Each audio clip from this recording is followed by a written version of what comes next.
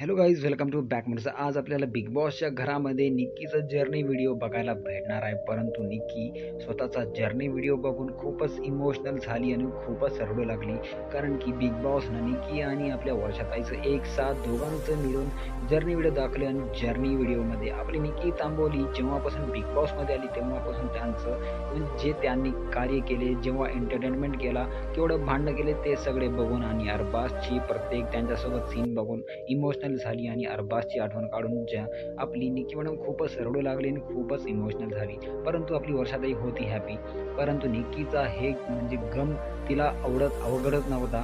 कारण की निक्की तुम्हाला माहीत असेल की अरबाज पटेलसोबत खूपच फेअर होऊ लागली आणि निक्की आणि अरबाजचं काही ना काही चालू होतं. परंतु जसं अरबाज घराच्या बाहेर निघून गेला तेव्हापासून निक्की एकटी झाली आणि अरबाजची माहीत झाली त्याच्या म्हणजे निक्कीला माहीत झालं त्याची रिअल लाईफ म्हणजे त्यानं स्कॅम केला म्हणजे त्याचं झाली होती एंगेजमेंट. त्यामुळे आता निक्की त्याची आठवण काढून रडू लागली कारण की निक्कीनं खरं प्रेम केलं परंतु आपल्या अरबाजनं तिला दिला धोका. यामुळे निक्की झाली इमोशनल. मला काय वाटतं की अरबाजनं निक्कीसोबत म्हणजे खरं केलं की नाही आणि निक्की जास्तीत जास्त फुटेज घ्यायचा प्रयत्न करत होती तुम्हाला माहीत असेल. आणि निक्की बिग बॉस मराठी हिंदीमध्ये जाऊन आलेली आहे तर निक्कीला खूपच म्हणजे आयडिया आहे की जास्तीत जास्त फुटेज कसली घ्यायची. म्हणून निक्कीनं अरबाजचा हत्यार यूज केला.